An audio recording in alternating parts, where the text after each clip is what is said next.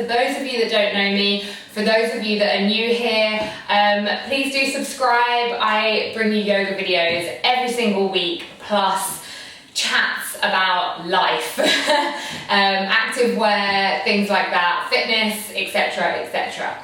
I put out an Instagram post recently asking for my followers to tell me what they want me to be filming for YouTube, and something that came up a lot was both strengthening postures and exercises for headstands and Pincha and so forearm stand.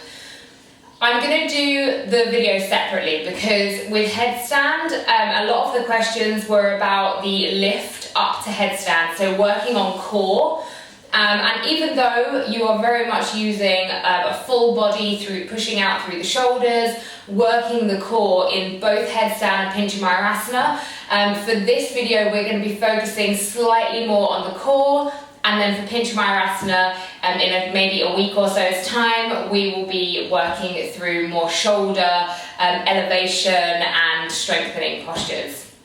So let's get on with it. Actually, just before we start, just a note to say that of course you can lay your mat down and you can work through these with me, but the idea of this is to give you the tools to then go away and put these postures and exercises into your own flows, or maybe tag them on the end of the other flows I filmed for you. But by all means, get down on your mat now and we can work through this together.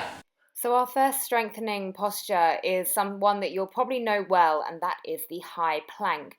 So as you can see here, I'm really pushing out through my upper spine, and this is what's going to keep us super strong through the shoulders and then work the core. So holding these high planks just as a static hold is awesome. Or you could start to take some rocks forward and backwards as I'm doing here, and it's the core that stops you going too far and then brings you back. So constantly working through that engagement and building the muscles here. So that's number one for you.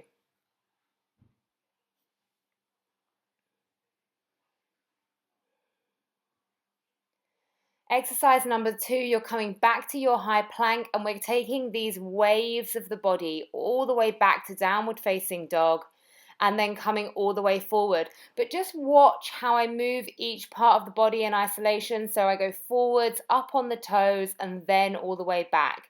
Coming up on the toes now, rounding the spine, using the core, the abdominal muscles to bring myself forwards and backwards.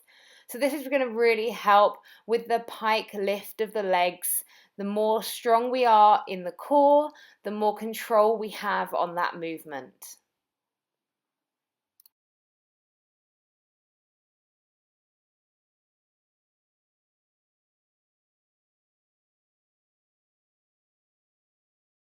Exercise number three, yes, we are back in plank, and we are bringing the knee to the elbow, taking it across to the other side, back to the original elbow, and then back to plank.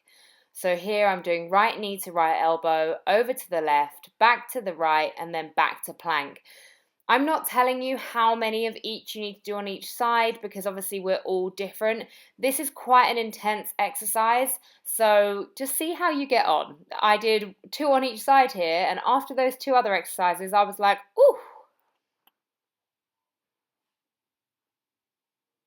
Okay, now a little bit of respite from the plank. We're going to come to Navasana. Navasana is an amazing core strengthener. I'm showing you right now the different modifications and variations of Navasana, so you can have toes down, feet up at a 90-degree angle, hands behind, hands out, legs straight, or you could even take the arms up. Obviously something like this here is going to be working your full body.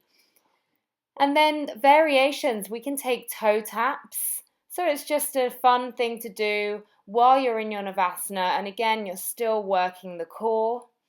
Or you could take some lowers down, does that make sense?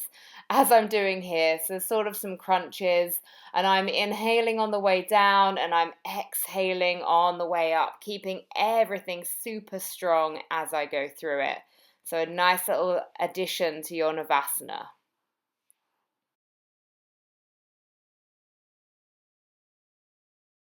Into our final exercise. So coming into a headstand foundation position. So we've tucked under the toes, we've set our arms, our head down. You're going to walk the hips up as high as they can go. And then you're just going to come forwards and backwards on the toes. And as you come all the way onto the tip of the toe, that's where you're really going to feel the core start to engage. And you might even be able to take the toes off of the mat ever so slightly and just work on strengthening through this. This one's a great one because, of course, you're already in the headstand position. So you've got the right muscle groups switched on already. You're just working to the next level.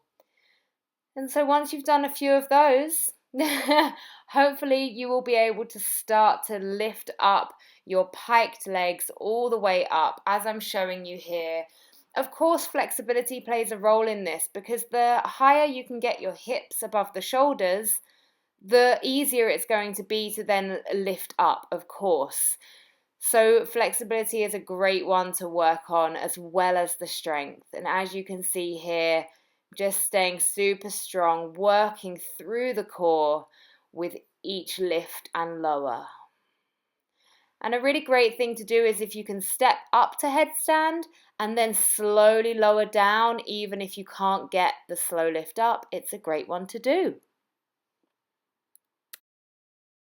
So there you have it, 5 exercises or postures that you can add into your flows, or you can just do them as a little sequence. Something like that would literally take maybe 5-10 minutes, 5 minutes of just one round. Maybe you could do 2 or 3 rounds of that if you were doing it as like a practice on its own. But like I say, it's a really great thing to get used to, obviously being upside down, which is why we did the kind of like rocks forward just to notice the engagement of the core. But all of those other exercises are so great because not only are they working your core, they're working your whole body really and your upper body. So a lot of this is awesome for Pincha as well. Actually, all of it is awesome for Pincha. So when you are really strong in all of this, then you'll find that Pincha comes a lot easier. But I will work through some more arm-focused strengthening postures and exercises when you join me next time for our Pincha strengthening tutorial. So make sure you're subscribed so you know when that's coming. Like I say, I have a video that goes live every Sunday and every Wednesday. Thank you for joining me. I hope you found that interesting. Bye-bye.